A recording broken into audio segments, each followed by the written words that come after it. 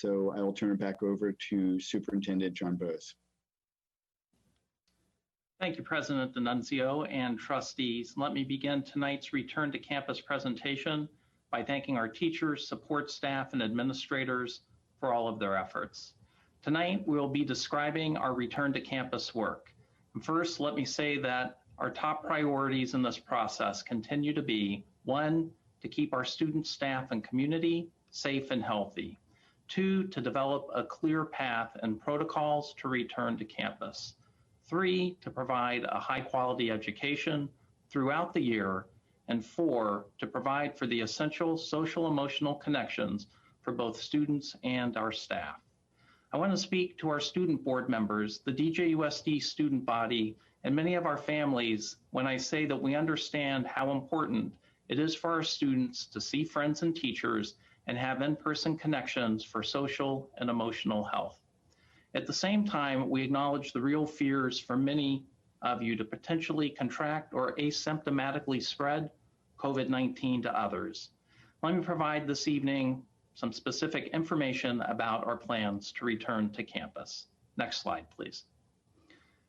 Let me underscore that the goal, again, of the district is to return our students to campus when we can provide a safe and secure learning environment for students and staff. Just this week, we had an update pertaining to our position in the state monitoring system. Rather than trending from our current red tier status to a less restrictive orange tier status, Yolo County announced on Wednesday that it is poised to return to the purple tier, which is the most restrictive of the state's COVID-19 monitoring designations.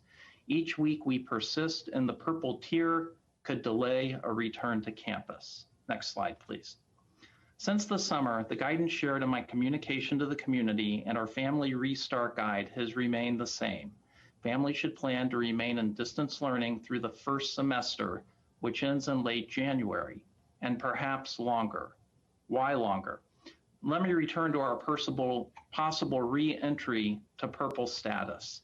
This would mean that the number of new cases and positive tests is widespread, and our county will need to engage in stricter protocols to again bend the curve. With the confluence of factors, including a third wave of COVID-19, colder weather, more indoor and less outdoor activity, the flu, and the holiday period where travel and pod adjustments are likely for many families, we're being optimistic but realistic about a potential return to campus in late January. Next slide, please. In addition to all the considerations already mentioned, it's essential that we also get a pulse on what our students, staff, and families are weighing as they may or may not be contemplating a return to campus and in-person learning. Right now, we're urging all families and staff to participate in our return to campus surveys, which must be completed by 5 p.m. this Sunday, November 8th. The family survey can be accessed on our website, and the results of those surveys will be shared along with those of the staff survey at our next board meeting on Thursday, November 19th, and will inform the development of our distance learning and hybrid options for phase 3 of our return to campus plan. Next slide, please. We're thinking purposefully and strategically about the task ahead. Our actions have been rooted in our values, specifically in the 6 principles that continue to guide our decision-making process and our work. Next slide, please. Let me be clear that while we are moving ahead toward phase 3, there are no perfect models, but we will find the best solution for DJUSD. We know a return to campus will help support the social and emotional well-being of students and staff, but a return to campus will look very different than what school was before. Many of our traditions, practices, and events, like the one you see here on the slide from Patwin Elementary, will need to be modified to conform to health and safety guidance. Physical distancing, mandatory face coverings, and other safety practices will reinvent much of what we knew, and work and play, both in and out of the classroom, will be adjusted for the times we face. Next slide, please. I cannot emphasize enough that all the work we're discussing tonight must be accomplished through consensus, and I want to acknowledge and express appreciation for the positive relationships and ongoing collaboration with our labor partners. These are challenging times, and maintaining strong partnerships is key to providing the best outcomes. Next slide, please. DJUSD has begun the implementation of phase 2 of our return to campus plan to safely bring students with the most urgent needs to campus first, which includes special education assessments that started in early October and are continuing. To date, 17 assessments have been fully completed and 40 more are in progress, as assessments usually take several days to complete. Additionally, in-person physical therapy services began on October 19th, and speech, counseling, occupational therapy, and others will begin next week. At the same time, school staff and principals have been designing plans for on-campus services for small cohorts of students identified with the highest needs. This will be up to 650 students from across the district. The launch of small cohorts will depend on environmental conditions and securing labor agreements. We will provide the results of our parent and family surveys at our board meeting on November 19th and hear from our new Yolo County Public Health Officer, Dr. Amy Sasan. Let me now turn the presentation over to Associate Superintendent of Student Support Services, Laura Juanitas. Thank you, Dr. Bose. Good evening, trustees. As I've presented to you over the last couple months, we are looking at the state tiered monitoring system. On August 31st, the state moved to a new COVID monitoring system as part of their blueprint for a safer economy. The new system tracks two metrics, which are the 7-day test positivity rate and the 7-day daily case rate. Yolo County was initially placed in the purple, more restrictive tier. On September 29th, we were able to move from the purple tier to the red tier, and we were rapidly moving towards the orange tier. Unfortunately, over the last few weeks, the county has experienced an increase in infection rates. And on November 4th, the California Department of Public Health released new data for the week ending October 24th, which showed that our new case rate had risen to 7.2 and our test positivity to 2.7. This means that with these increase in new cases, we actually are meeting one of the metrics for the purple tier, meaning there's widespread infection throughout the county. Now, fortunately, because we met one of those metrics, it doesn't mean we immediately move into purple. The county must meet the most restrictive tier for 2 consecutive weeks. So although we're still classified in the red tier this week, if our metrics stay the same or worsen next week, the state will review our most recent 10 days of data, and if they determine that we're not showing any improvement, they will move Yolo County to the purple tier on November 10th.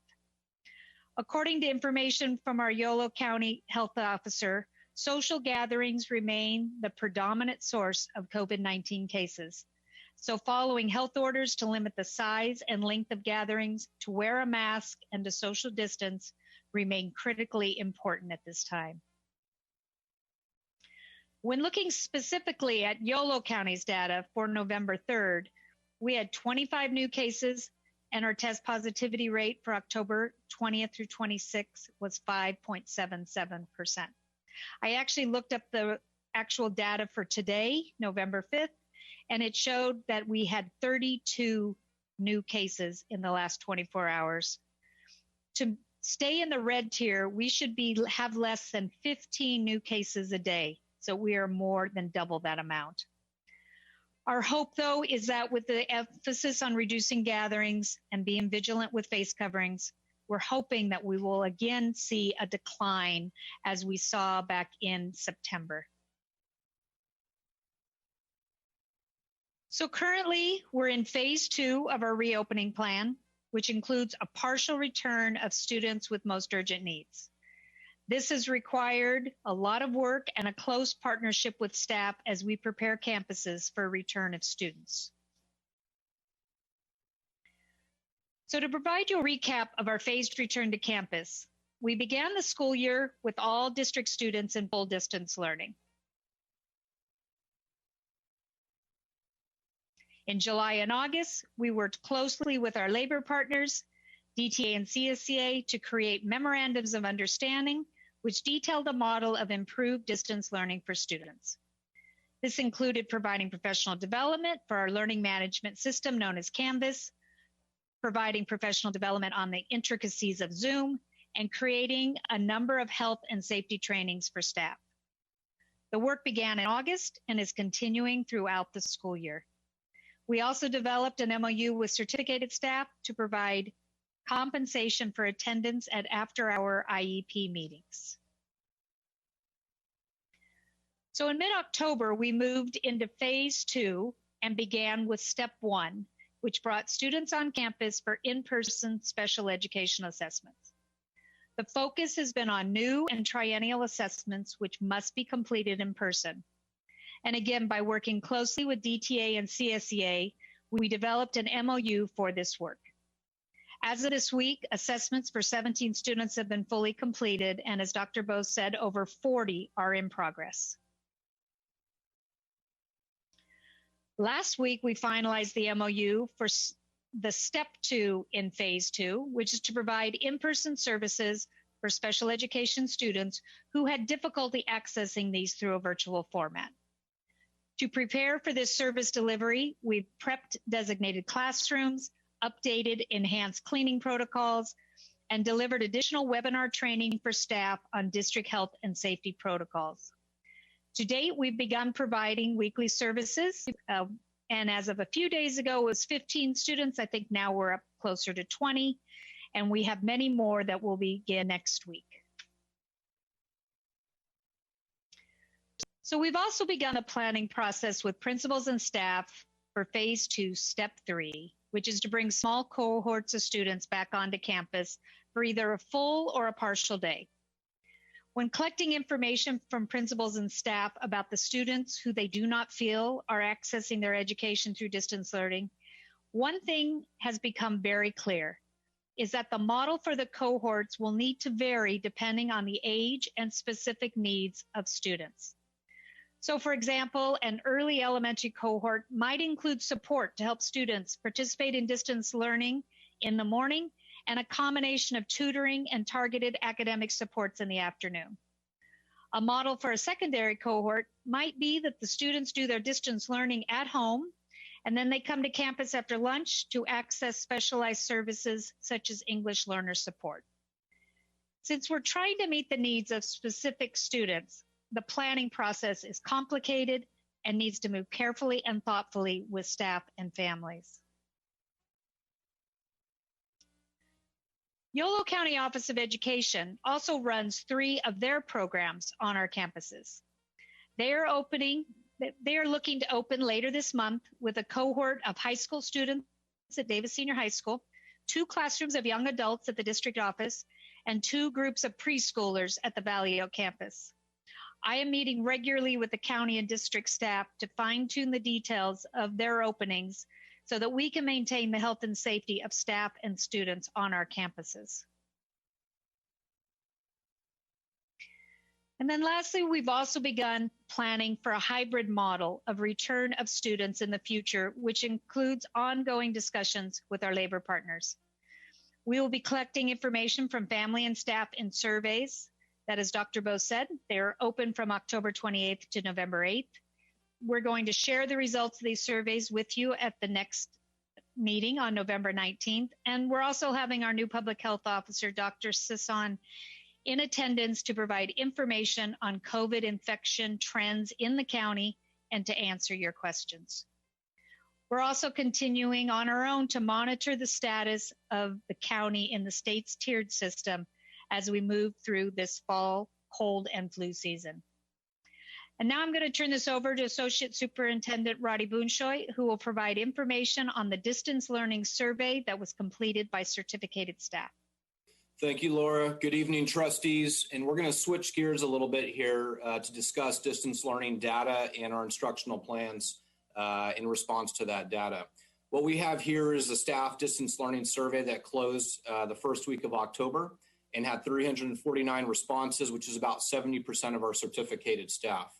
The purpose of this data collection was to learn more about instruction from our teaching staff, their observations, insights, and needs during distance learning to help inform professional development, program revisions, and additional district supports for staff and students. which will also be supportive regardless of whatever phase we are in. We elicited much information, much of which you can find in the long form, which is attached to the board agenda. But we'll move quickly through these slides so we can identify key takeaways and then talk through key components of our strategy. Next slide. First section is focused on social-emotional learning, important to all of us. Next slide. The first question here asks teachers how they would rate the social-emotional well-being of our students. Across K-12, we see a little over 60% rating of positive. When disaggregated by level, and when I talk about level, that means elementary, junior high, and high school, we see that elementary students have the highest positive rating at almost 75% and a slight decline up to high school at a little more than half of a positive rating. The leading cause of concern from teachers for student well-being include isolation as number one, uncertainty about the future, and family issues as the third. Teachers also rated their own social-emotional wellness, and you can see a difference from how they rated their students. A positive rating at less than half. This is across the board. When disaggregated by level, we actually see junior high teachers with a higher positive rating than elementary and high school counterparts. The number one cause for concern of teachers, their own wellness, was adapting to distance learning instruction. Many of our teachers have had to relearn their craft to teach in a virtual environment, and this has had an impact on their professional identity, sense of self-efficacy, and just sheer workload. In the second and third cause of concern includes uncertainty about the future, and the third is political unrest, which is certainly around us. For social-emotional instruction, we see the vast majority of teachers, roughly 85%, using the CASEL 3 signature practices to address social-emotional needs of students during distance learning. Those practices include normalizing during video conferences, inclusive openings, brain breaks, and optimistic closings. And this is something we've made an effort to do as a district to systematize our focus on SEL. Furthermore, we see in the data that 3/4 of our teachers reported a positive impact on students from these practices. This is what we're doing consistently across the district, and we know it is having a positive effect. Now here we have the trickiest dilemma in the era of distance learning, and that is student cameras during synchronous class time. Here we ask what percentage of students generally have their cameras on, and there's wide variance in the breakdown. Though 40% have cameras on more than 75% of the time, almost 30% of our students have cameras on less than 25% of the time. And it's more telling when disaggregated by level. As you can see, junior high students have their cameras on the least, with 60% having their cameras on less than 25% of the time. There are several ways we think about this, including that we're noticing 7th graders are more inclined to have cameras on than 8th and 9th graders. We also know that junior high is a time when students are more self-conscious, and we've heard the comment on multiple occasions from students that they don't like seeing themselves on the screen during the class day. On top of this, distance learning has created a window into everyone's home, and students are conscious of that, what they have, what they don't have. And as you can imagine, our teachers struggle with this. In some cases, teaching to a screen with all cameras off.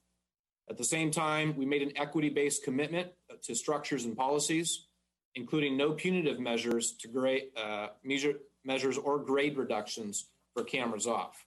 This is a difficult challenge.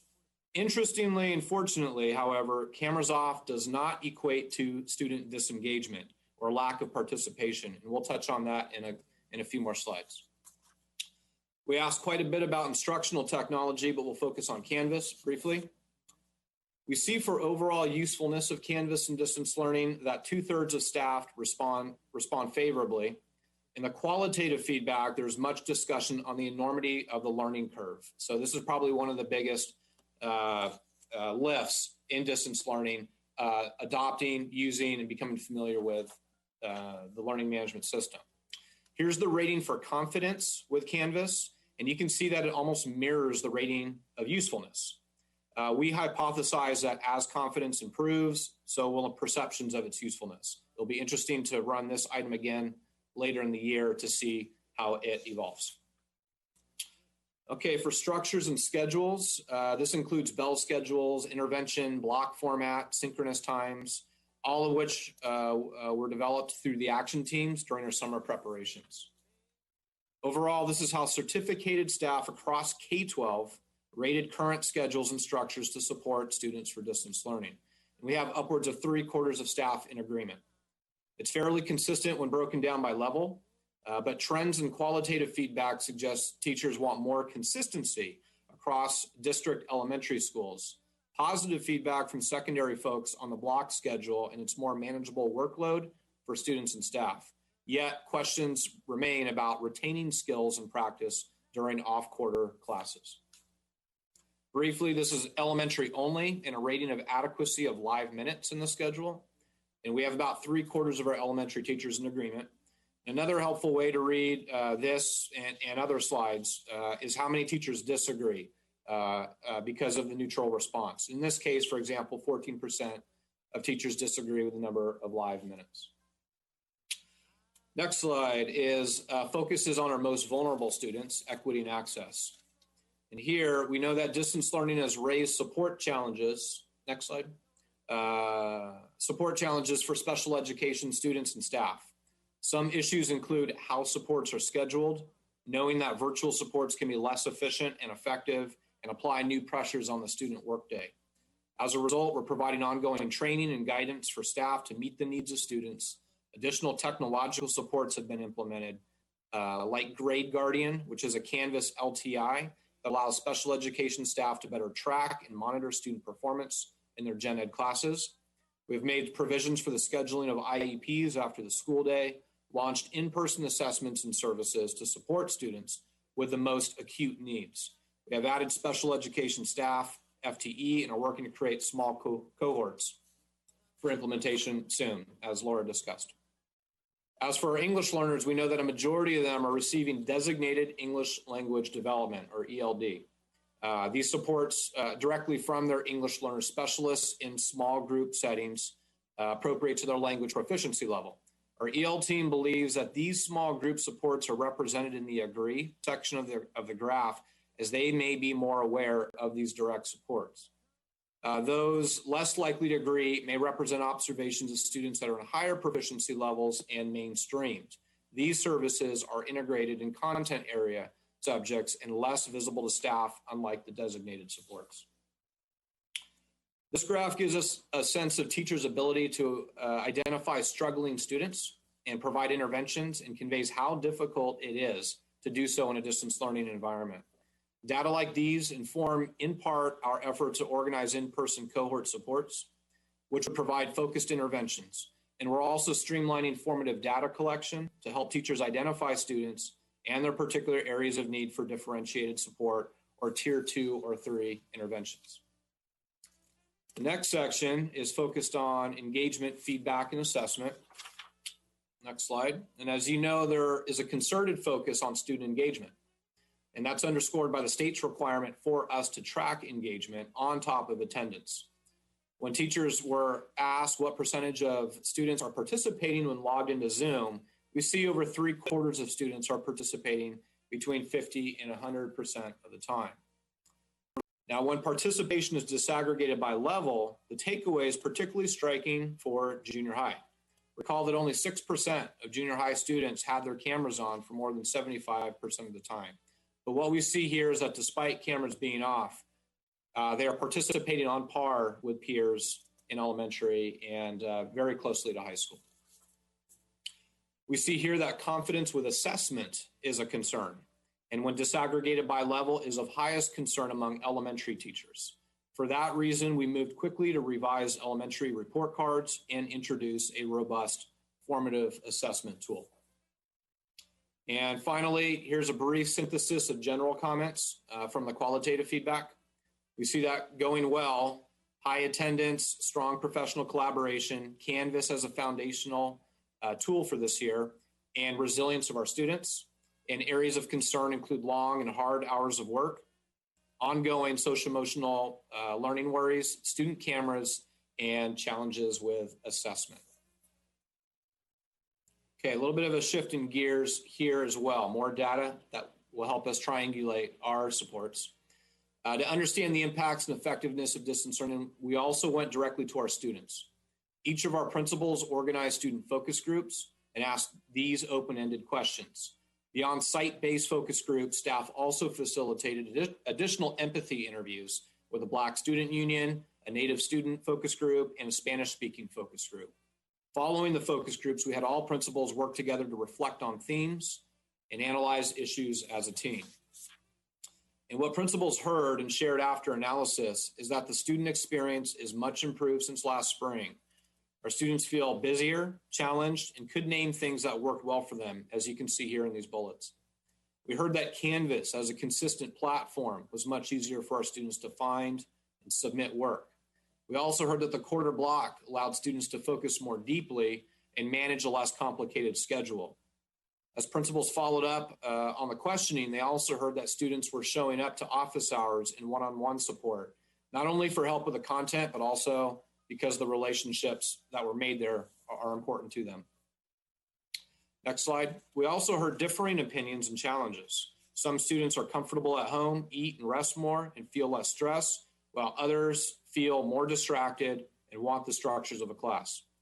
Many students felt a need for more hands-on activities and less screen time, and some felt comfortable with a virtual format.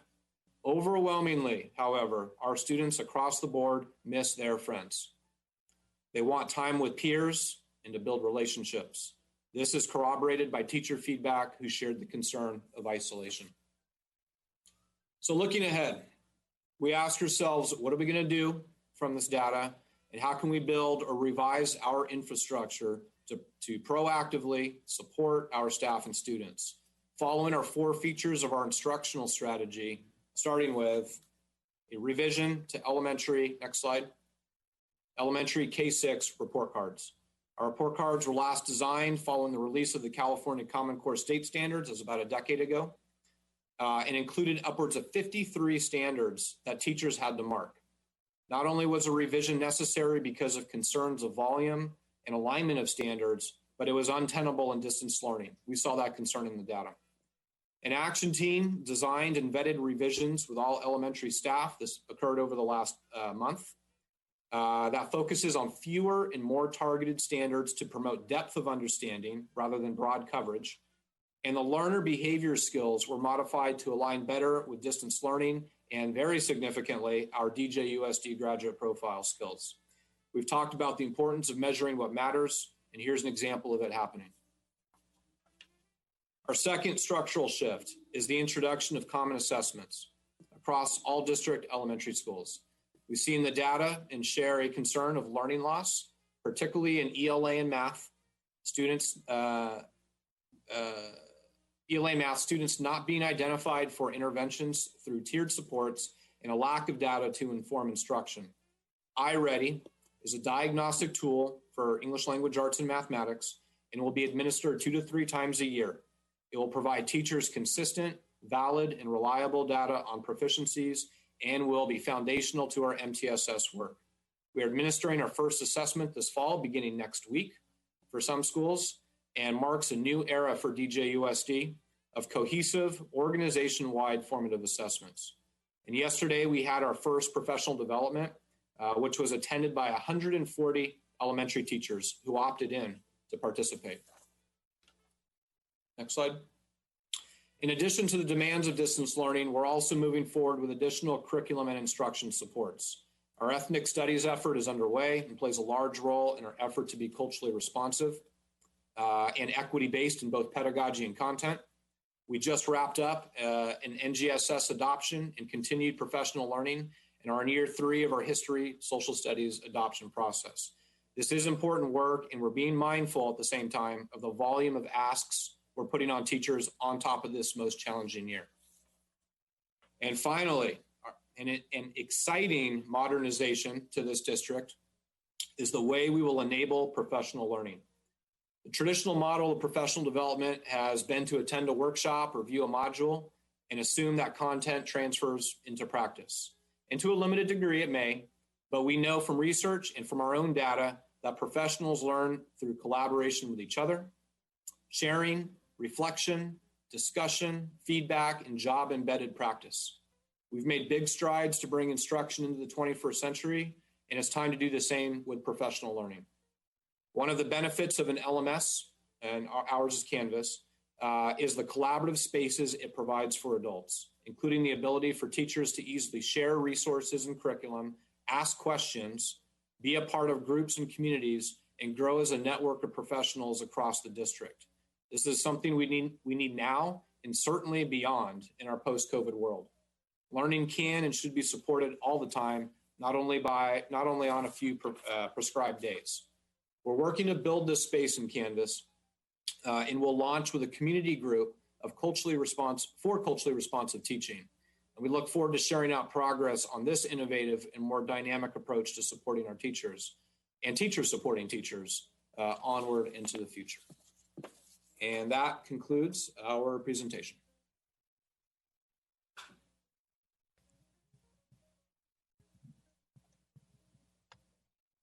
Great.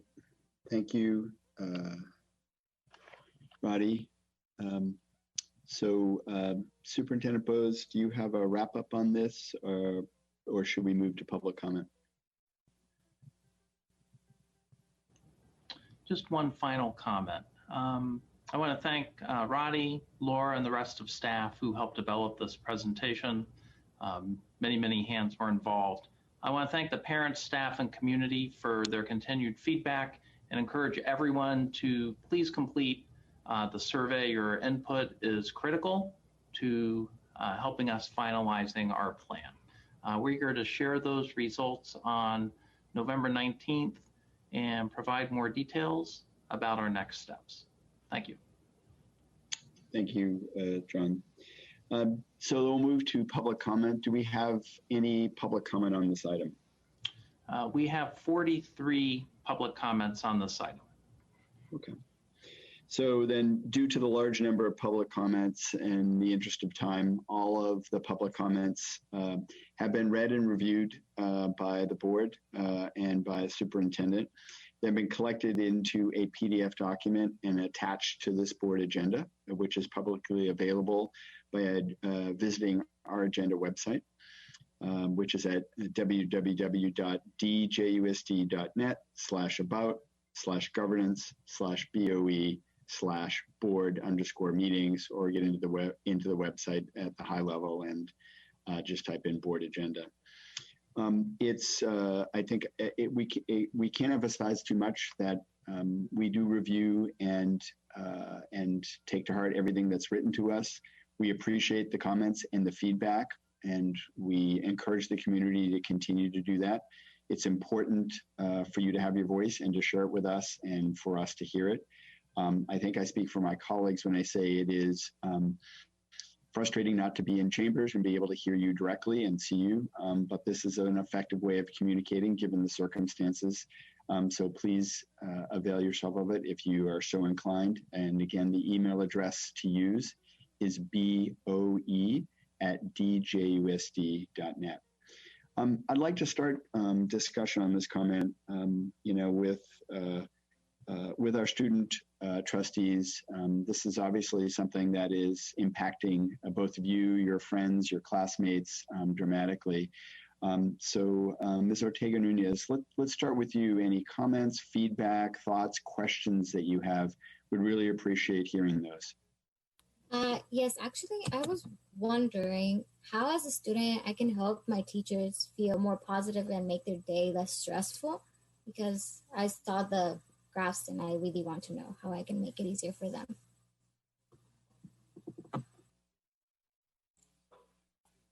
I can take that. Mariana, that's a wonderful and thoughtful question, and your teachers definitely appreciate it. So we appreciate that partnership. And to the comments at the beginning, that when we work together, this is how we come to solutions and create the best environment for teaching and learning. And I think it is being adaptable, being resilient, being perseverant, doing your best to turn those cameras on. We understand, the challenges, and your teachers are working so hard. And I think our community needs to hear that as well in order to create the best learning experience possible given our circumstances. So when our teachers are stepping up and our students are stepping up and putting in the effort to engage and to participate and do the work and synchronously and asynchronously, we create a better experience for all of us. But that's a great question, and we all appreciate that on behalf of the district. Thank you. Also, I do know that the longer schedules, thankfully, I only have 5 classes this year. So I have a free 7th, and I don't struggle as much as other students because they sit for longer periods of time. But I have seen my siblings, and they're doing pretty fine from what I'm seeing. They're not stressing that much. Or other students and my parents and my older brother, we help them. So as long as I feel like if the students at home can maybe depend on their parents or receive help from them, I think that's really nice. And yeah, I think that's it. Thank you. Thank you, Ms. Ortega-Nunez, and thank you for that very thoughtful question. Mr. Lee, questions, comments, thoughts that you'd like to share, please? I don't have any comments for this section. Okay, thank you very much. I'll move to trustee comments. So Trustee Adams, I'd like to start with you, please. There we are.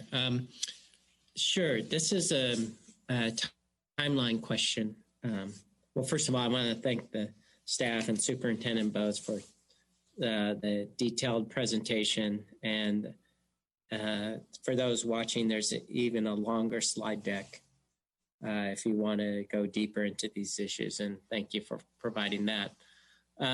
Mine is a question of the timeline in terms of moving from the different stages. And I was wondering, what would it take if we go lapse back into purple? Then how long would it before we could actually get to red and then get to orange? Let me ask Laura to take that question, please. Yes. So if we end up back in purple, we have to be in purple. They keep us there for at least 2 weeks before we could move back to red. And then we'd have to be in red for 14 consecutive days or 2 more weeks before we would be able to reopen in a more widespread hybrid model. Now that I want to make a differentiation between that and the cohorts. We can open cohorts and keep them open regardless of the tier we're in. So even in purple, we could keep those open. The only way we would have to close those would be if we had high infection rates at a site. That could lead to a temporary closure so that we could do, cleaning and testing and quarantine. So, but yes, once we go back into purple, it does delay by basically a month to be able to open more widespread. Into the more of a hybrid model of some sort. Right, where we could be bringing back pretty much all students in some sort of fashion versus small groups of students with high needs. Right, okay. All right, that's important to understand, and people realize the expectations, and that's why we say really the bigger changes in terms of the hybrid model, as I understand it, would be sometime in late January, if in an optimal situation. Yes, when we talked to Dr. Sisson, Dr. Bose and I talked to her this morning, and she's obviously very concerned with the numbers. So if we end up in purple, she said it could be a few weeks before we get back into red.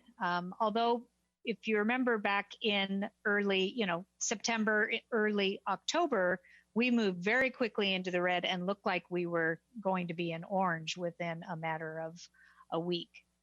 So I think it's possible to get back to that again. I think the real cautionary tale, though, is, as Dr. Bose said, we're heading into cold and flu season. People are indoors. It's the holiday season, so it's hard for people to comply with small gatherings.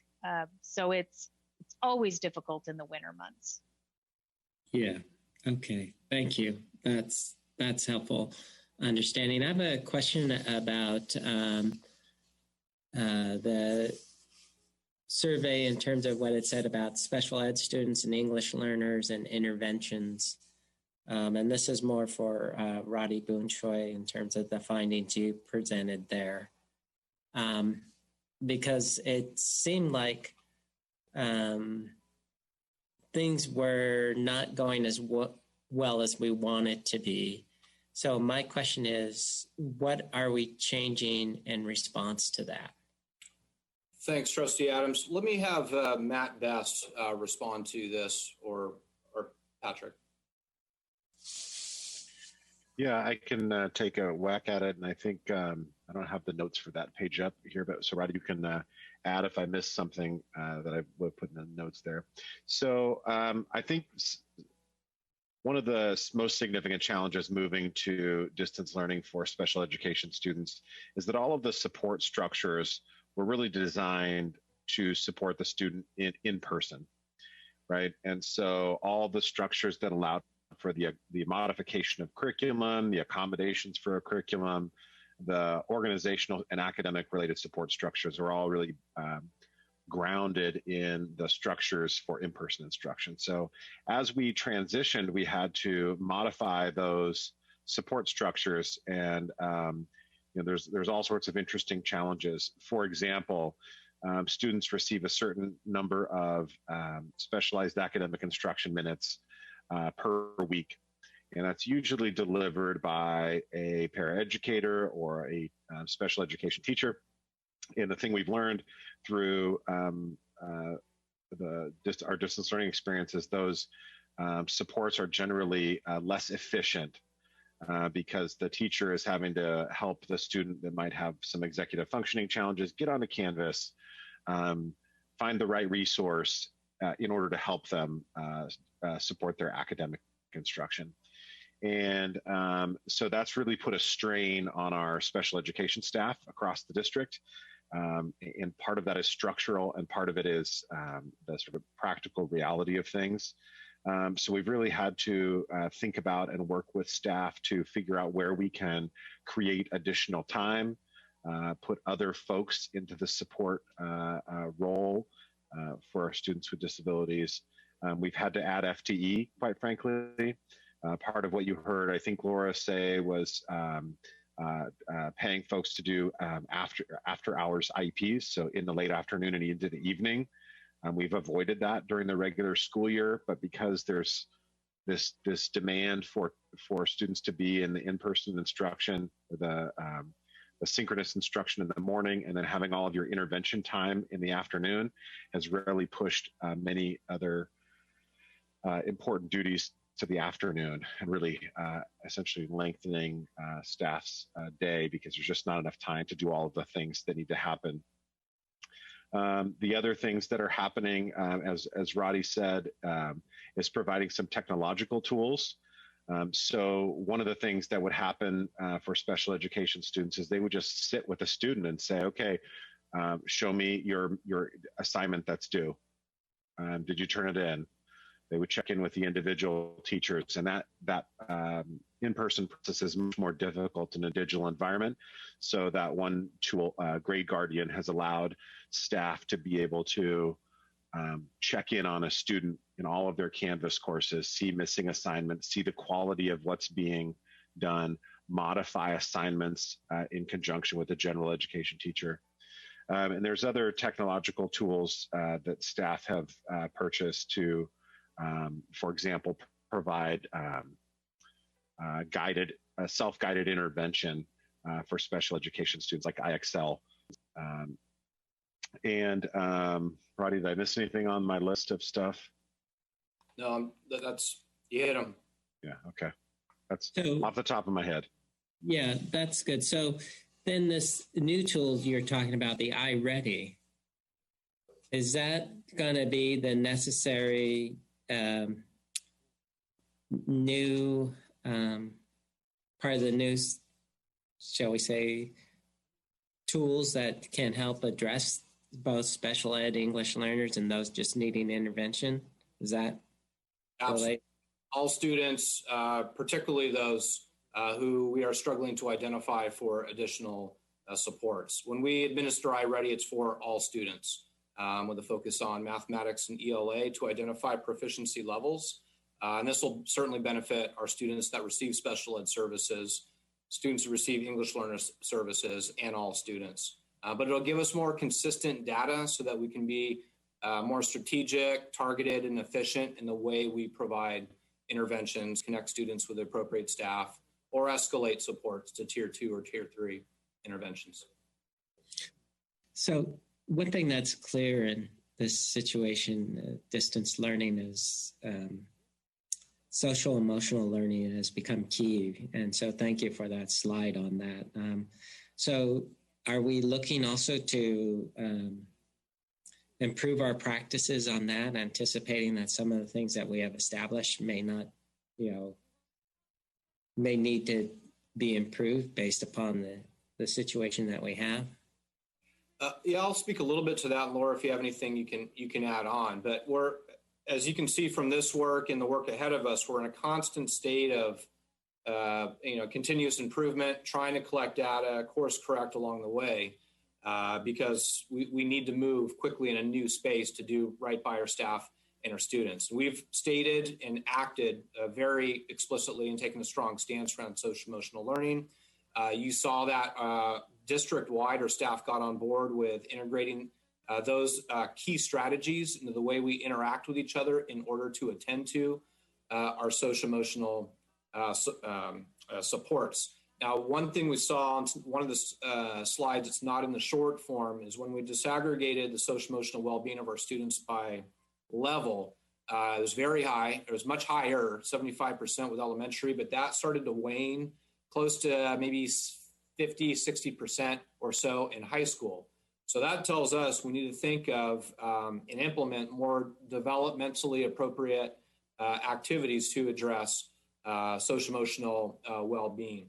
One way we're considering this is still an early ideation, but we do move quickly when we start early ideation, is to survey our secondary students in advisory to get a sense of what's working, what's not, how can we better understand the social emotional needs so that we can structure in better supports. That survey will also be available to our secondary staff too, who have very keen insights on how it's going.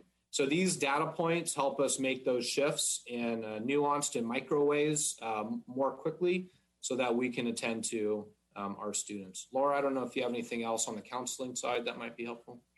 Yeah, I think I just want to make the point that especially at the high school level, there's such a struggle with teachers having, quite a bit of pressure to present the content and to get through the material in the time that students need. And families want that, and students want that because they feel they need it for tests or for getting ready for college. But I think one thing that the silver lining in a way of distance learning, it has made every single educator see the importance of starting a lesson with a signature practice, engaging people. When we were there in person, kids could engage with each other, and that was often the way they would sort of move into the class space.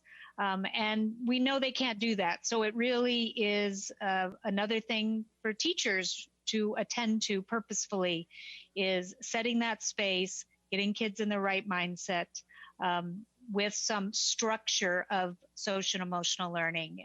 And I know in my conversations with teachers and counselors, they are thinking about their students' social emotional learning all the time. It's just something that is front and center, where I think before it was, are they getting the content? Is there academics? That was where a lot of our capacity was going. And so I think everybody is seeing that this is something, we're not going to go back. We're not going to go back to feeling like it's academics versus social emotional, that it really can be both, and they both enhance each other. And I know counselors are working very hard and teachers are working very hard to sustain this momentum.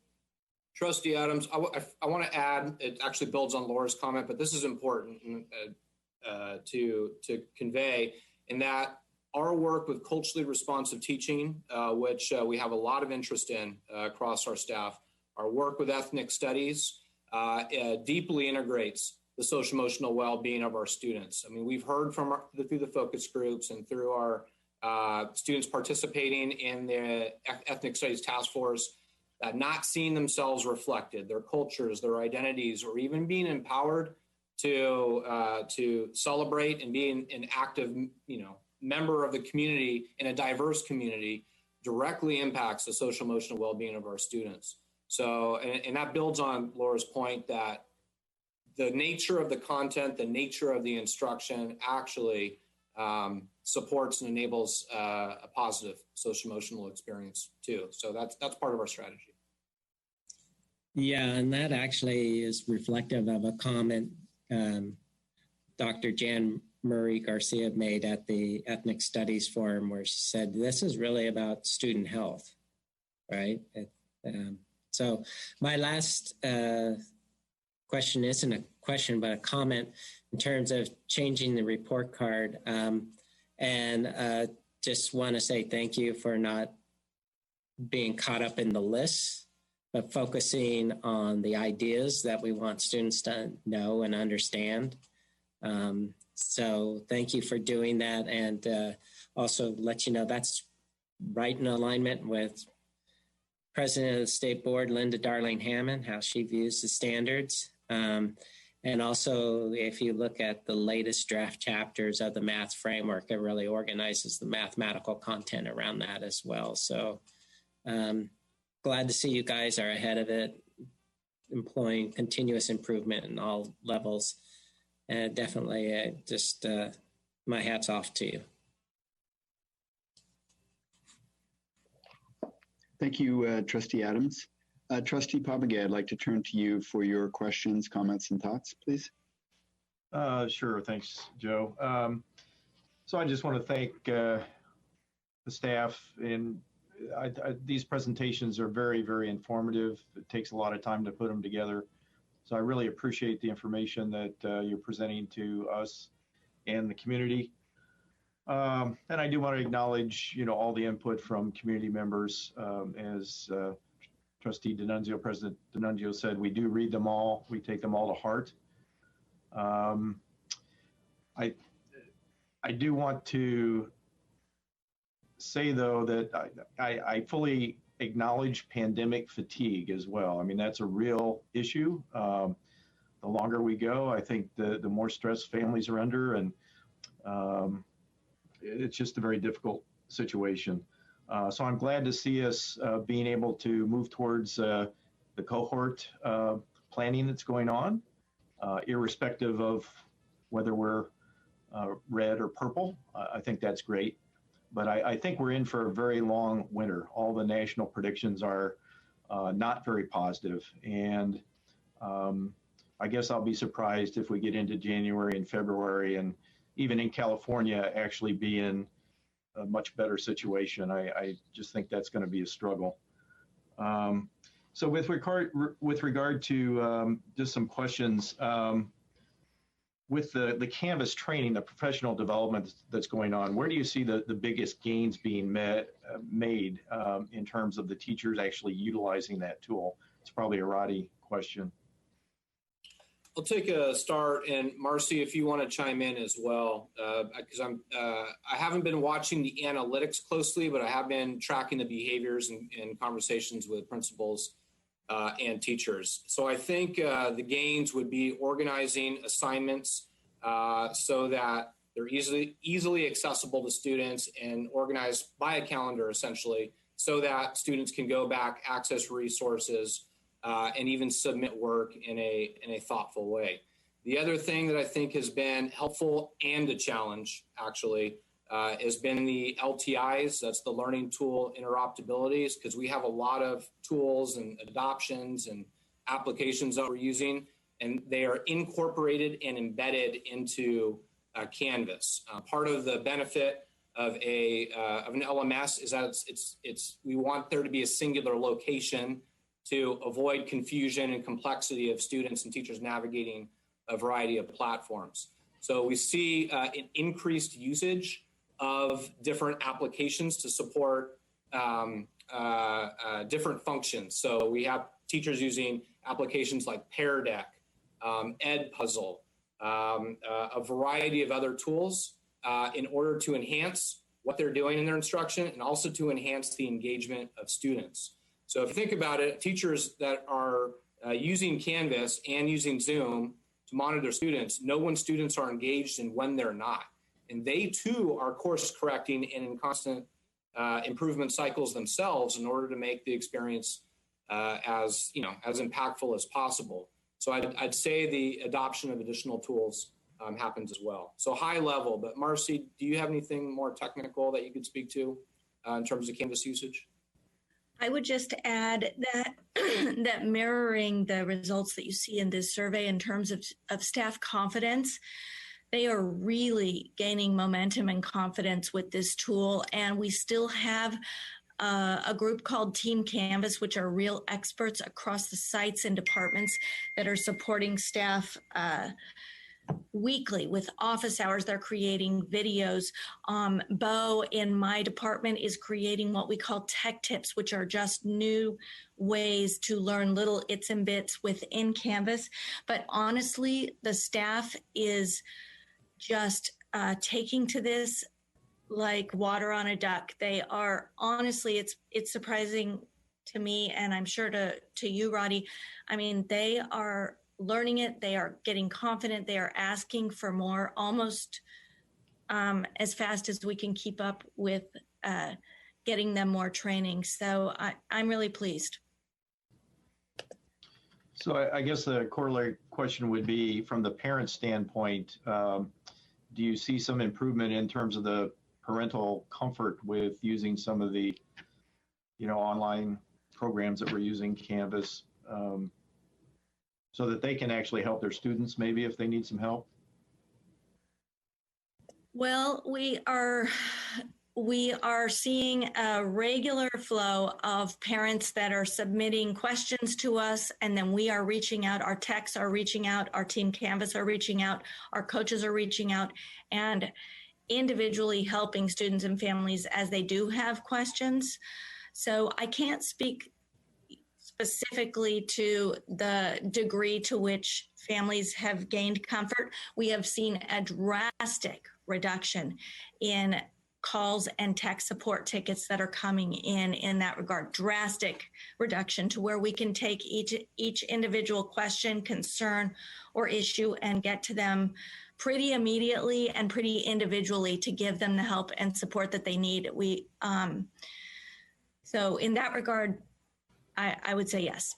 In Trustee Popengay, I think at a high level, our focus for the summer and halfway through the fall, first quarter, has been just to get basic implementation and functionality of the tool off the ground. So there's a lot of sophisticated features and really cool bells and whistles that are in Canvas, and we're not there, in a widespread way yet, like speed grading and using rubrics and so forth. There's some really, really powerful tools.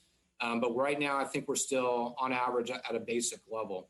But parents, are so involved with their children's education because they're at home that we do see this as a useful tool, particularly the observer function in Canvas, meaning that parents can access each of their students' courses, identify what's turned in, what's not, even access submitted work.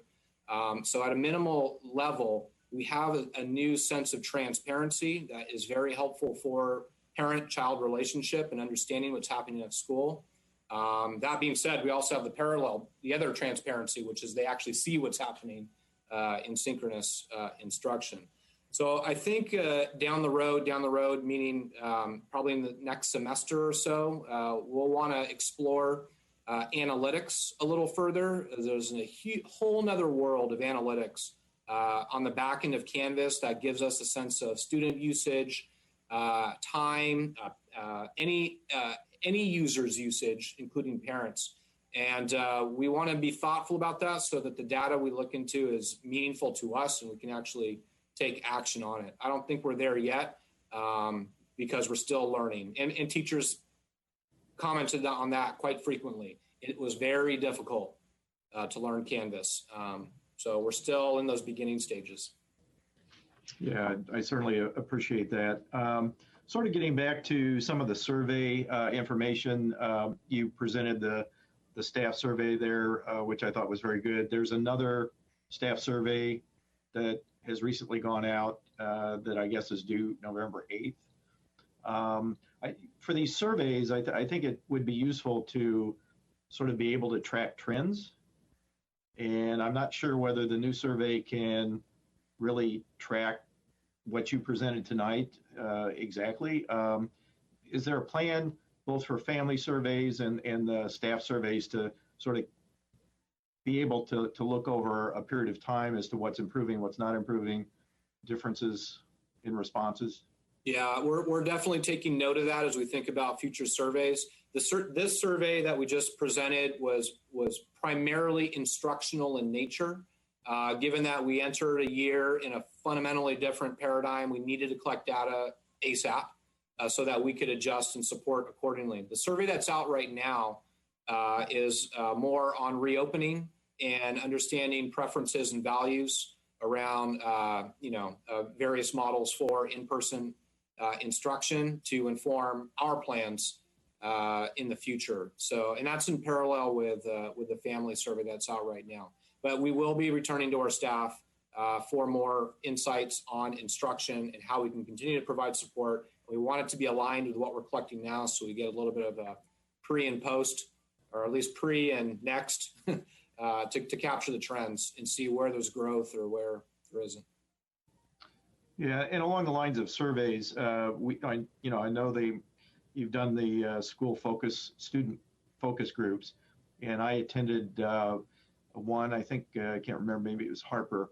I don't remember exactly how many students were in an individual focus group, but is there some mechanism that we could perhaps reach out to more students with some sort of survey to get student-centered feedback? You have the family survey, but that's probably filled out by the parents.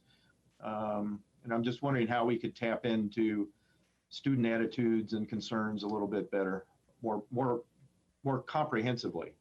Yeah, we had that debate about administering the student survey, and here was the challenge. We needed to make sure we had a way to collect data. Student voice is critical. We've been talking about that so that we can understand how to adjust from their perspective. The other thing is this year, the 2021 school year, we are administering both Youth Truth and California Healthy Kids. And those are very thorough, robust surveys. We typically administer Youth Truth in the fall. So knowing that survey was coming, we didn't want to over-survey our students. Given how our structures played out with the quarter block, as well as quite compelling feedback from our principals, we moved Youth Truth to February, end of January, February, I believe. So that is when we're going to collect very detailed information from all students in Youth Truth. And then in May, I believe, oh goodness, I always get this one wrong, 7, 9, and 11th graders will be taking California Healthy Kids, which will provide even more climate data and experiential data. So there's plenty of surveying coming up for students. And like I said, we're planning an advisory survey for secondary students, which will probably be in the next couple weeks, actually. But point taken, we need data from our students. Okay, and just a couple of brief questions here. It's interesting, the student response to sort of liking the quarter block and being able to go more in depth versus breadth. Is that a possible model once we're through the pandemic in terms of trying to implement something more along the lines of a quarter block schedule? So it's a very good question. And in schools and districts, around the country that do implement blocks, either 4x4s, which are semester blocks, or quarter blocks, the purpose is to provide more depth and time for students to engage in content and with each other for better understanding and retention of information. That's kind of knowledge. So that's the intent. So there are pros and cons. Certainly, we're hearing them right now. And when we propose the idea that by having a block system, we focus less on short transitions and shifts between various subjects and focus more deeply on a particular area of content. However, then there are the quarter gaps, right? The off quarters, which is also a concern and challenge. And how do we maintain continuity of knowledge or practice? For example, music, had a concern. If you have an off quarter, or consider even an off semester, what would that mean? So those are the issues that we'd have to weigh. After this year, regardless of how we transition through the spring, I think we're going to need to do some serious reflection and identify what worked for us as a community and what didn't, and make decisions accordingly moving forward. But that's a good question. Yeah, and I think Laura had mentioned the Horizon program at the county level coming down and having a group of 12 children. How does that meet the need, the 12 versus what the need truly is? Actually, for that particular program, that's they have 12 students in the program, and they feel all students are going to want to come. So they're not having to split the cohort. I got it. Okay. And when we ever do get to the hybrid model and we sort of divide students up into smaller cohorts, if we have to do that, what is our capacity in terms of cohort size? I was reading something the other day about one of the European countries having pretty good success with 12 students. Do we know exactly what a cohort size might be when we move into hybrid mode, or is that too early to make some sort of assessment? I think I'll take a stab at it, Bob. I think the short answer is probably too early to tell. There's a couple of primary variables that will impact the size of any hybrid cohort. One is the amount of distance that we need to have between students. We know that our classroom sizes, as compared to those elsewhere in the country and even throughout the world, are about 1,000 square feet. Right. So if you want to have 6 feet of distance, for example, you're going to only be able to get a certain number of students in the room. The second is the demand for students to come back, and then the third is staff, the amount of staffing that you need to staff those conditions. What we're learning from hybrids around the region and throughout the country is that sometimes those things don't all match up. And as a result, you either have lower or higher cohort sizes to meet your real practical, contextual dilemmas that you have.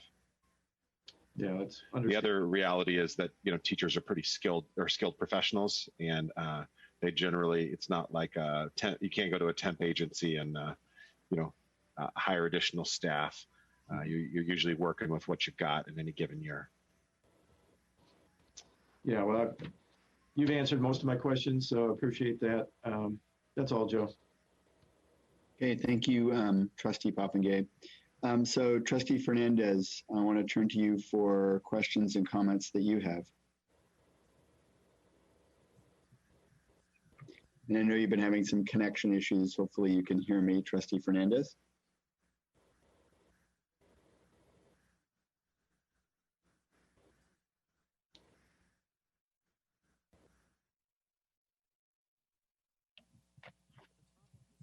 Okay, maybe I can ask one of district staff to reach out to Trustee Fernandez, and I'll give my comments, and then we'll come back to him.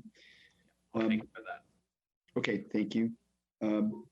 So I want to go to, well, I had the pleasure of sitting on a number of the student focus groups. Thank you for sharing the data from the staff survey. That was very helpful. Quite a few things stand out, but I want to go back to the line of discussion that Trustee Adams started around social emotional wellness, and you mentioned that students, the things that we report on that we're concerned about from teachers talking about their students' concerns around isolation, uncertainty, and I think my words, not yours, but difficult family situation. Those are classically big risk factors for social emotional well-being.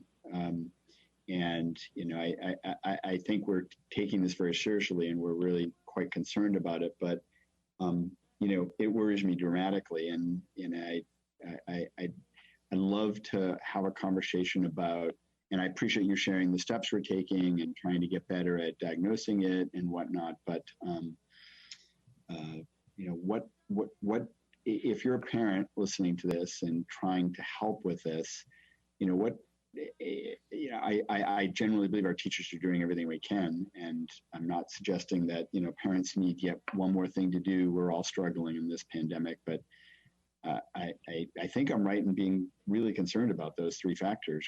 What can we do to help these students, to help these children? Laura, do you want to go or do you want me to start? Yeah, I think I'll certainly start and then chime in. I think it's a question we all struggle with. It's also a very complicated question.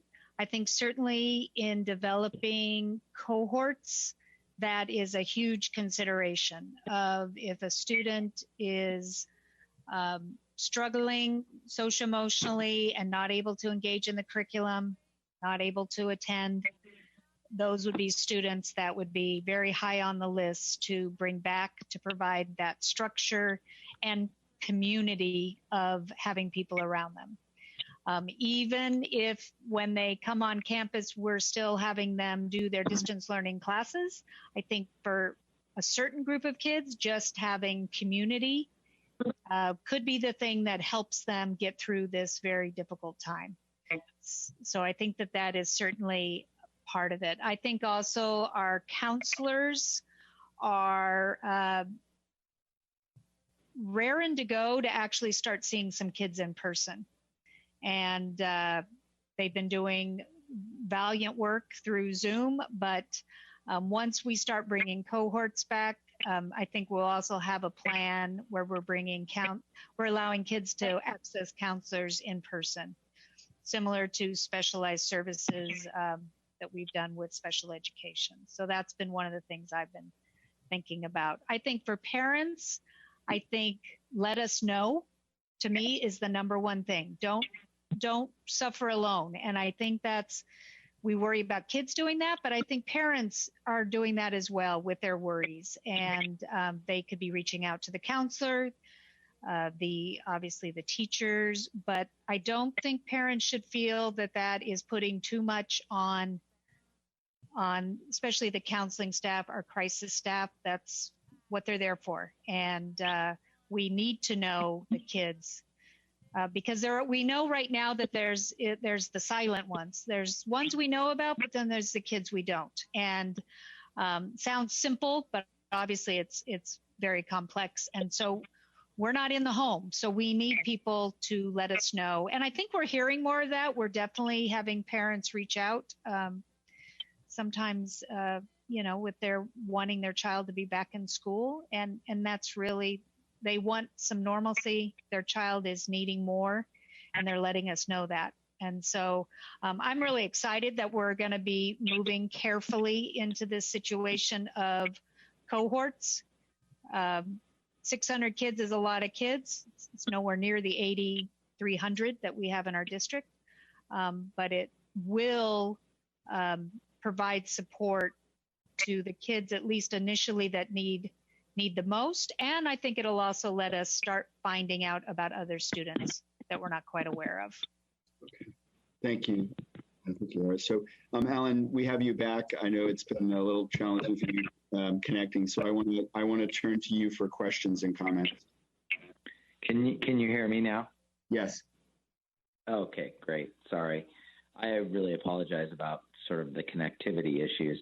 In some ways, it's great that it's happening because I think I'm getting an actual feeling, and we're all learning what it's like to connect with maybe a student that might have some technical difficulties during class and what have you. And, I've missed a little bit because of it. So it's unfortunate, which underscores really, the problems with distance learning. Look, I want to go back and I want my kids to go back in person as much as anybody else.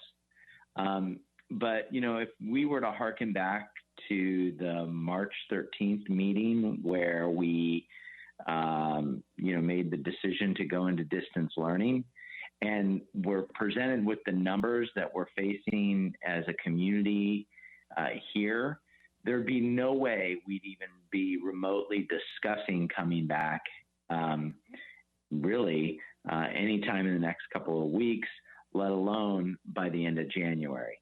That said, I'm encouraged, and I think that we need to do the planning necessary to be in a position to go back should our numbers go down, and should we, be able to weather the next few weeks, which look to be fairly treacherous. So to that end, I kind of wanted to ask, what have we learned? Testing has been a ongoing issue that we've known about,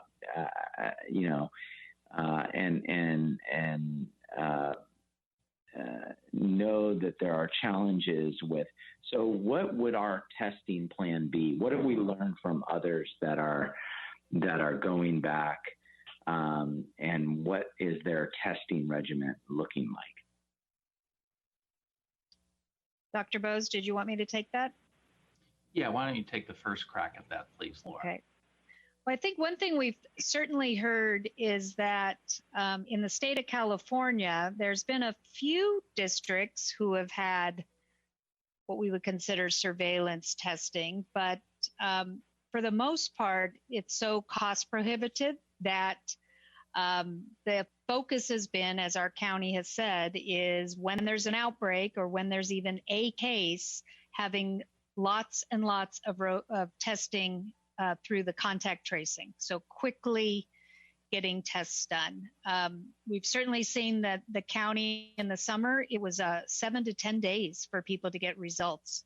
Now we're down to 1 to 3. So those things are huge steps forward. I think we're all, and Dr. Bose can certainly speak to this with more authority than I can, but we're all very interested in the partnership with UC Davis. And if we could have widespread saliva testing available, but it would have to be testing everybody almost according to the health department, testing them on a weekly basis, as UC Davis is doing. And the cost of tests, whether saliva or the nasal, are around $100 a test. So we're talking obviously a lot of money and also people to do it. Our nursing staff is limited, and so we'd have to work out those details, and we can. I think right now we're hoping things will move forward with the partnership with UC Davis and the city. But at this point, we certainly have very clear plans on how to get testing if we have a positive case. Our contact tracing has been going very well, mostly with staff right now, obviously, because that's who's on campus. We feel very confident. I'm very confident in our nurses acting swiftly, providing excellent advice and support to families. They're truly becoming experts in contact tracing. So that part we have, but the, testing 8,300 students and upwards of 1,000 staff every week is quite an undertaking. Yeah, I mean, so that's the ballpark estimate on the cost, whether it's the sort of saliva or PCR versus the, other, they're all around the same. Is that what you're saying? Yeah, I did a survey, one of the nurses and I did a survey of quite a few labs throughout California and actually the country. And it ranged from about $75 to upwards of $150. And it was not much cheaper for the saliva testing versus the nasal. And so that's kind of the cost reality that we're facing. And we can't, although insurance companies are mandated to pay for testing, and the insurance providers, the health providers in our community, they're not doing surveillance testing. So it isn't like we could have an agreement with Sutter or Kaiser that they would do this. That's they're having issues keeping up with their own. So, and that's also been what we've seen with children. There's been a hesitation by the medical community to test a child if they feel clinically that they have all the symptoms and they probably have it. So that's also been a bit of a something we've been working with the health department on. Yeah.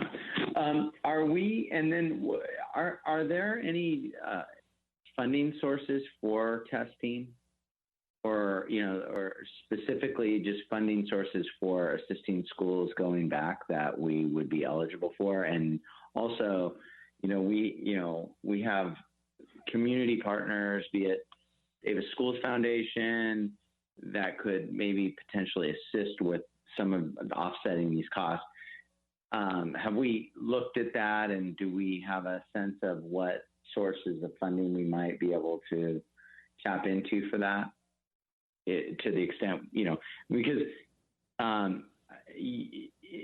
to my mind, if we're getting serious about returning and having a plan to return, we really need to figure out what our approach to testing is, and then, work backwards from that about the funding sources. So do we know, the question is, are there sources of funding that we've looked into to help assist with that? Did you want to I'll take take that? the first try at responding to that one. And we're actually looking at two different models. However, it is unlikely we would pursue a model, as Laura said, that would regularly test 8,300 students and over 1,000 employees. So one avenue would be through the state, and there is some discussion I've heard at the state level about some kind of surveillance or other testing for employees, but have not gotten any definitive details by any means on that. More substantive discussions have been with Healthy Davis Together, and City of Davis and UC Davis have teamed up to begin a gradual return to regular city activities and reintegrate the many undergraduates and graduate students back into the community. That has involved the free provision of masks and other PPE, free flu shots, and the university has really made strides with saliva testing, beginning with students on campus. And that seems to be going well for a large cohort, but not compared to the whole undergraduate and graduate population, but those students on campus. So they're evaluating how that model is working. Saliva testing is much more inexpensive than the nasal and throat testing, but there are some competing views with the university and the county about the value and validity of the two types of tests. So, we are, following the news and findings on both of those. There does not seem to be any state-provided or other funding streams of any significant amount that would assist us in a comprehensive, like weekly testing of students and staff. Okay. No, thanks for that. I feel that we will relatively soon need to make a, decision, So to Trustee Adams' comments and questions earlier about the first possible opportunity to, come back looks to be perhaps in late January, given just the time line considerations and the time needed to wait once we transition in and out of certain, phases. So to that end, I just think that we need to make relatively soon some initial decisions. I know that, a number of private schools have gone back. They're implementing testing.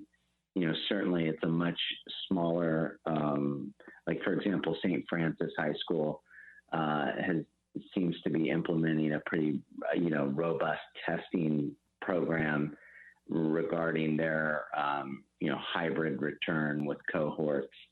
And so it would just be useful to know, what other districts are doing that are going back, and those that have experience already going back, what their experience is in implementing them. We want to transition to another just question, or, I think my last question. You had showed a slide earlier about the staff's reports regarding access to instructional material or resources for special education. Are we surveying special education parents and families as well, sort of separately, asking them these same questions?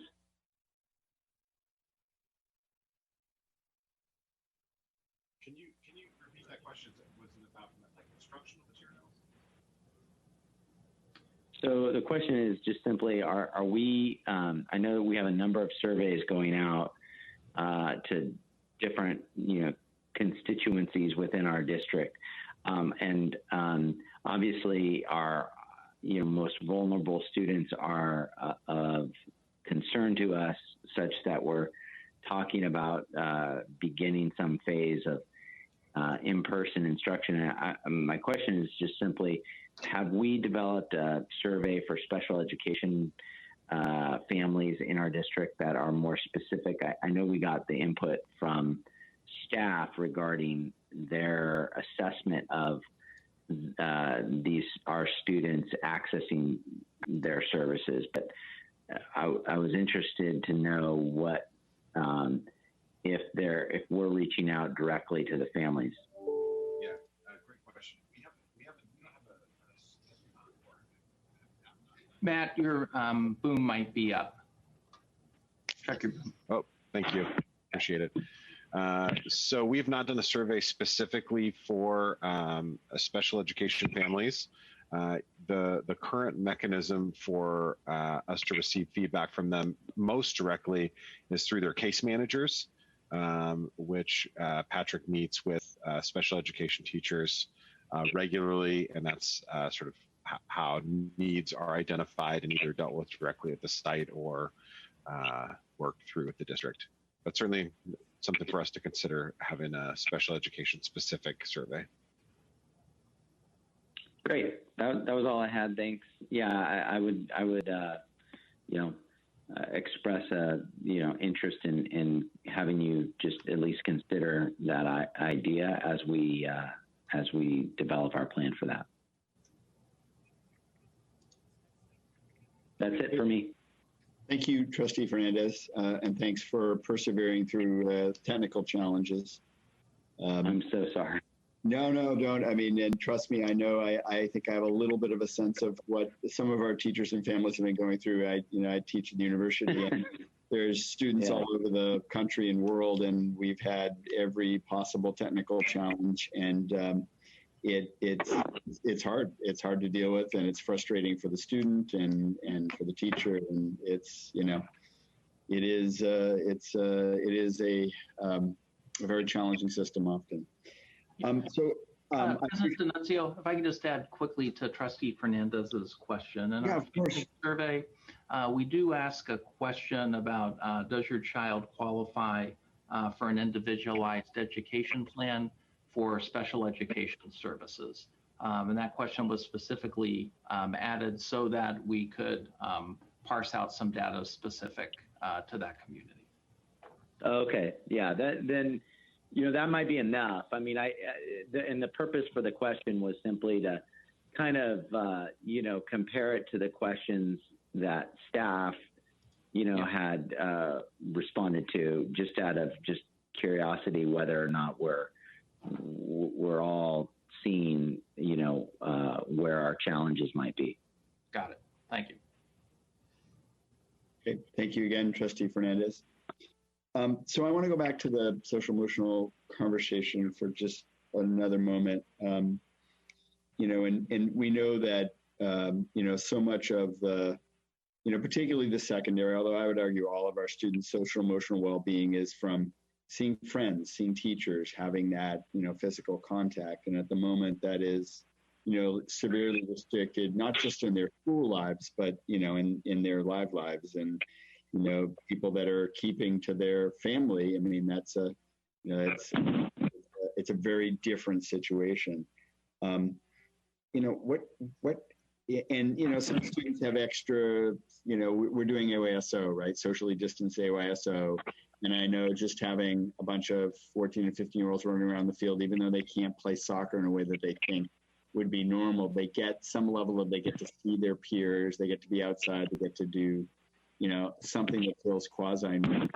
And I know a lot of the parents, the team that I coach, have remarked that, their children really look forward to that. I look at the practice and go, boy, they must be bored, but it has some benefit. So are there steps, and look, I want to ask a couple questions in a moment about sort of the path to getting back to school, but recognizing they were in a challenging environment, we're purple and maybe, hopefully not, but maybe staying there for a while. Are there things we can do to promote safe kind of social interaction for our students?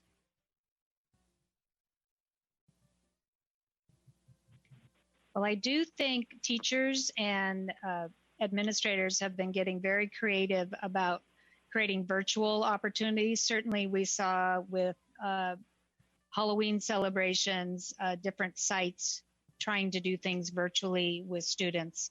I'm thinking of even the librarians, librarians throughout the district have created a way for students to have access to their libraries again. So that they can be sharing books, and then hopefully that'll be brought into the classroom. So I think people are working towards that. I also think a lot of families have gotten very creative themselves with creating their own little social circles so that their child has at least some contact with somebody on a regular basis and not all through Zoom. I think, these are, I don't have a great answer because we're limited by what we could do. But for example, high school sports is starting. The seasons will officially begin in mid-December. So there is more of that. Again, but we're in this situation. Will we get to continue, or are these numbers going to keep rising? And I think that's sort of the dilemma we're in. We would like to bring kids into groups on campus, socially distanced, but not with the numbers the way they are right now. So I think that's a little bit a holding pattern that we're in. Sure. Trustee D'Annunzio, I mean, that's the question we ask ourselves every day, micro at the classroom and then macro at the district level.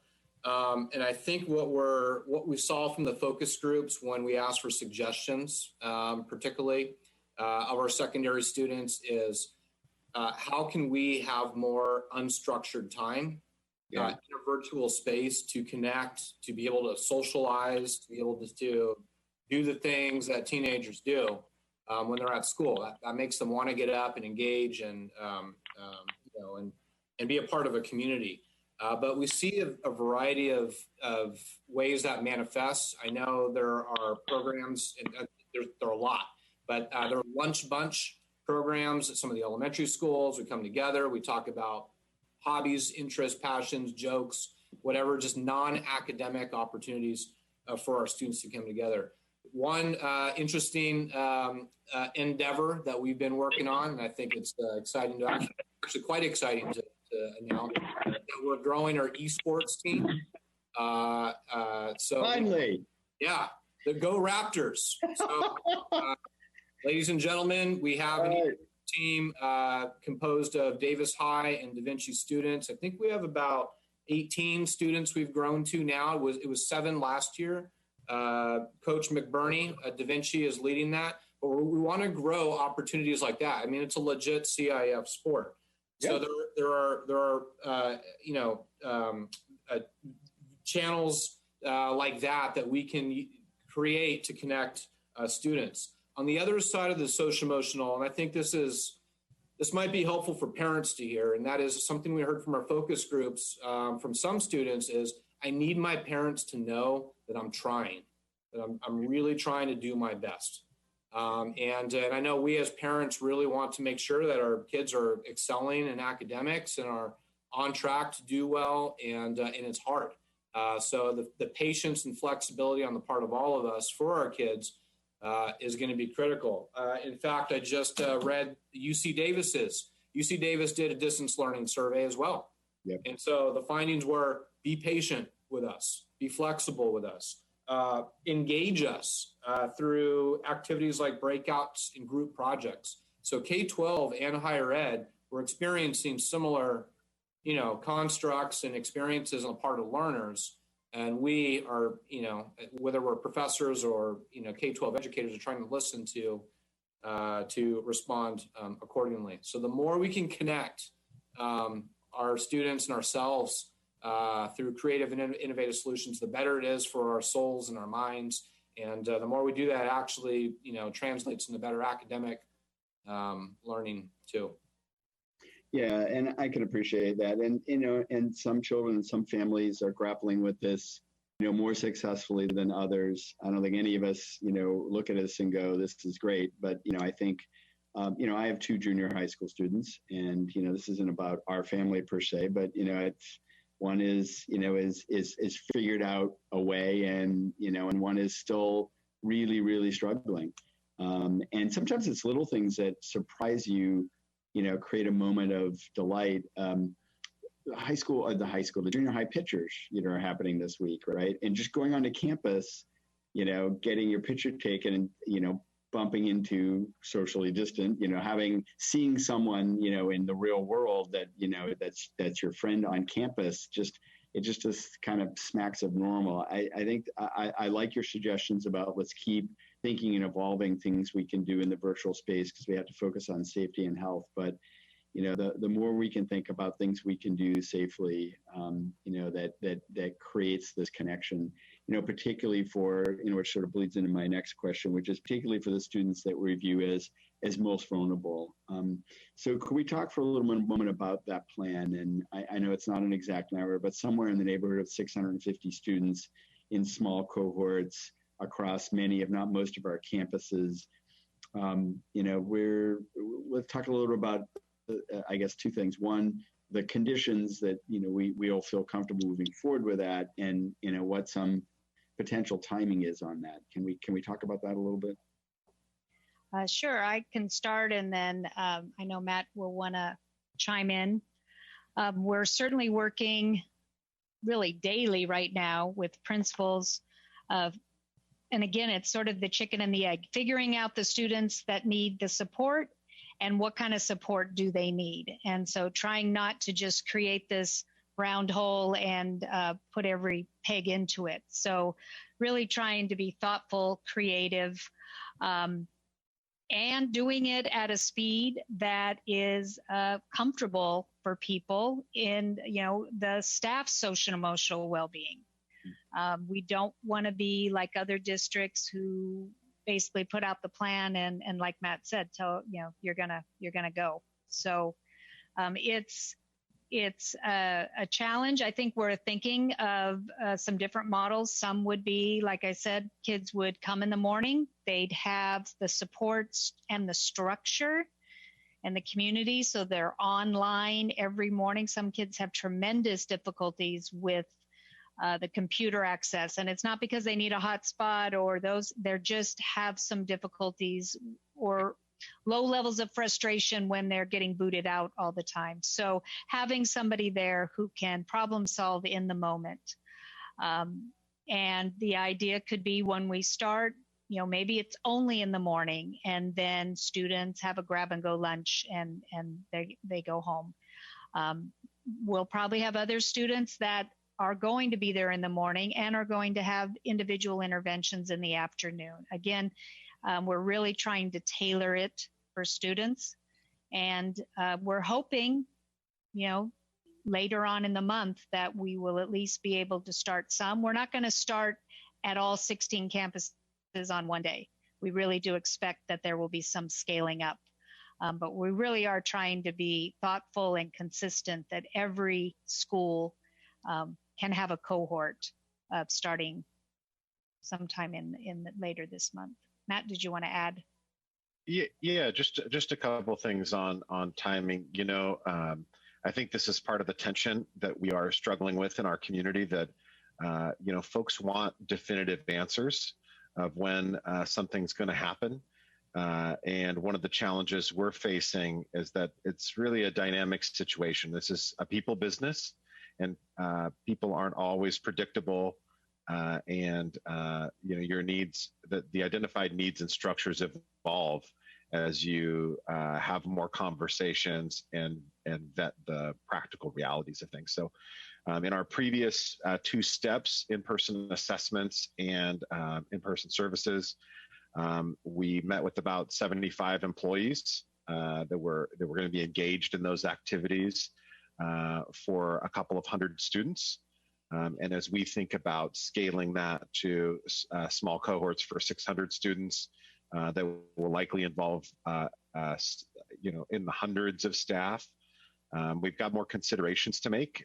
Every site's going to have different student realities and different staff realities. And so I would imagine we're going to need at least a couple, 2 or 3 weeks. We're already into that for getting all those logistics ready before we can open. And as Laura said, I think we're hoping for opening later this month on as many campuses are ready and able to do that. And that presents its own unique challenges after having students home and staff home with their families for the Thanksgiving holiday, and then sort of entering back into some sort of in-person pilots and programming. But we're going to keep heading forward towards that reopening. As Diana said, we're moving as quickly and as deliberately and thoughtfully as we can, and working together to make that happen. Sure, and I think we all appreciate that the conditions in our environment, in our county, dictate what we can do. And if we in fact go back into the purple and the conditions deteriorate, then that creates a much bigger challenge. Laura, you pointed out, and a few weeks ago, it looked like maybe we were headed toward orange, and things were great. And I think, sometimes we as a species don't do well with uncertainty. We just don't. I come from the business world, and business world doesn't like uncertainty, right? And in general, none of us like uncertainty. But I think the one thing we've consistently done, and now I have my little soapbox moment. I'm channeling my inner trustee Fernandez. But this is building on something you said, Alan, which is we've consistently underestimated the impact of this virus. Go back to March, as Alan mentioned, and, there was some debate about, my gosh, do we even close schools, and what a crazy thing, and, why are people closing schools? And then it was through spring break, and then it was, oh my gosh, to the end of the year, but of course we'll be back open in August. And we've consistently underestimated the impact of this virus. And part of that is we have just failed as a country in grappling with it, and those issues go way beyond what we can do as an LEA. But consistently the impact has been greater, probably through some combination of we haven't grappled with it well, and we haven't, and humans are generally optimistic we'll figure it out. And I do believe we will figure it out, and I do believe we will get through this. But it has been a slog and a real challenge. And I appreciate everything the district has done, our teachers and staff, and our students and families in grappling with this. For the most part, we have held together really well as a community. And I appreciate Trustee Poppingay's comment about the fatigue. And my soapbox moment here is, let's just fight through the fatigue. We can continue to do the right thing, continue to do it together, and continue to be a strong community. So I have one last question, which is several of my colleagues have already asked a question around what are we learning from other districts and how they're handling, I want to focus on one thing in particular, how they're handling this transition back to school and hybrid, because all of us are reading a ton, talking to or watching other districts pretty closely. And I was taken, Superintendent Bose, by your picture of Patwin. I love that picture, of all the students making the shape of the heart, all close together. And yeah, we're not going back to that anytime soon. What is hybrid looking like? And just in our mind's eye, I think we're thinking, well, it's kind of like school, normal school, but maybe with masks. And the reality for the school districts that are grappling with this, I know some have opened and closed, and some have done pretty modest hybrids. Is there any insights we're beginning to gain, or we have been gaining, that that you can share with us that informs what we're likely to be doing when we do move to a hybrid model? I can start that, and Roddy, Laura, and John can jump in with additional information. But I think point one is that there are tons of variations in what we would call a hybrid model. And in my mind, a hybrid model is some sort of combination of in-person and distance learning in some sort of modulation. And so we're seeing tons of variants of that sort of philosophy. We're also seeing communities that are just skipping the hybrid reopening altogether and starting with a full open. And they're doing that primarily because of the challenges the hybrid environment creates. And so I'll talk about the staff side from one perspective, and then the student parent side also. So from the hybrid, one of the things we're learning is that from a staff perspective, you are essentially working in two diametrically opposed sort of realities each and every week. So you're having to transition your mental frame as a teacher from the distance learning pedagogy to an in-person pedagogy. And in some districts, you're doing that multiple times in a day. In some districts, you're doing it every other day. Some it's week by week, you're transitioning between distance learning and in-person pedagogy. So I think that's a real mental task, mental challenge for staff, particularly our staff who are already tired.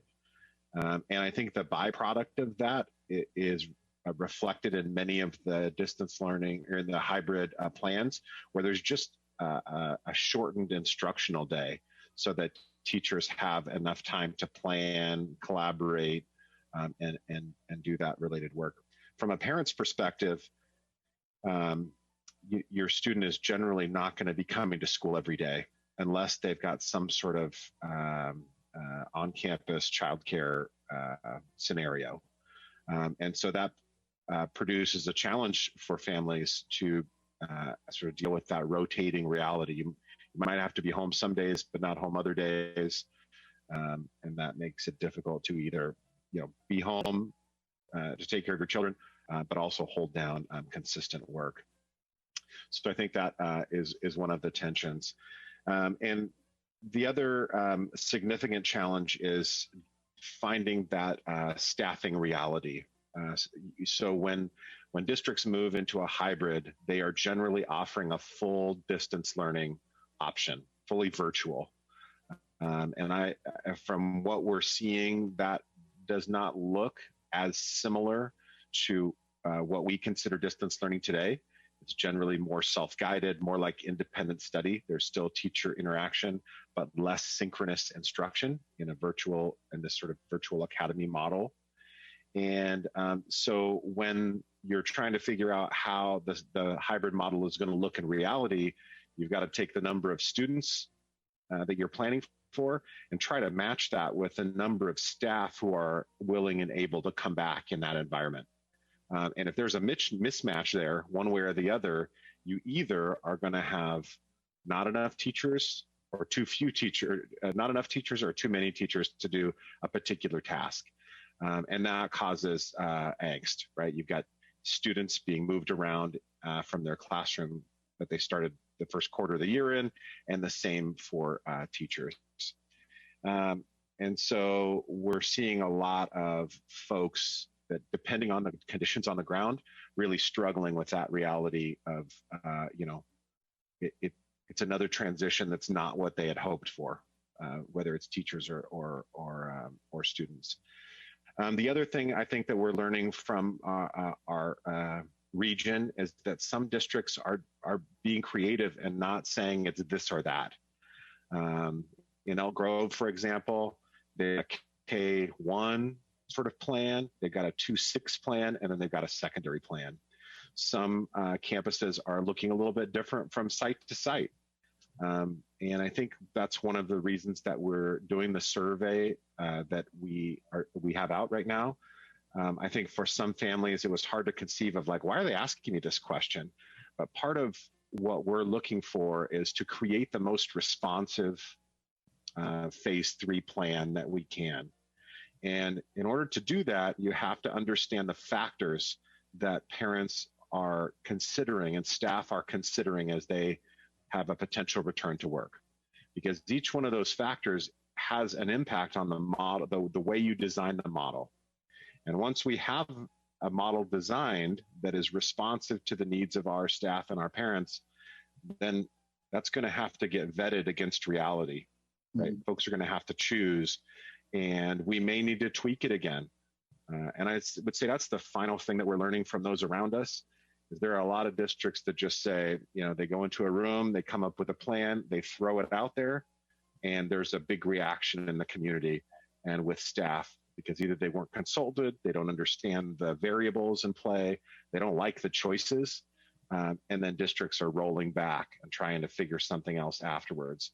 So we're sort of sticking with that general strategy: be thoughtful, be deliberate, and come up with what's the best solution for our town. And what our students and parents want and what our staff want as well, taking all those things into consideration. Great. Okay. Well, thank you very much. Let me add a comment to that and ask Marcy to go to our principles slide. Yep. Okay. And we've used our 6 guiding principles from the spring, beginning with access, innovation, and equity to drive the initial program. And we learned a lot and provided a much improved program through our work over the summer. And that was driven by our teachers, support staff, and administrators. And we decided that the principles of continuity, compatibility, and efficacy were important additions in the development of the distance learning model we're now using.